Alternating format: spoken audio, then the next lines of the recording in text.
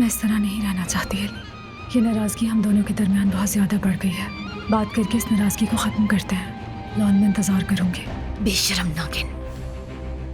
अब वो इंतजार करेगी अम्मी, ऐसे ही बेकार में और बेफायदा इंतजार करती रहेगी।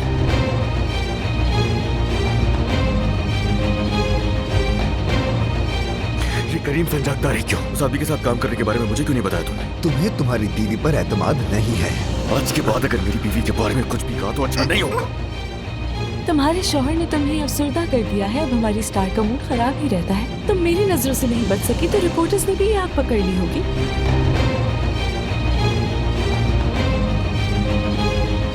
मेरा सबर अब लबरेज हो रहा है अम्मी, समझी आप?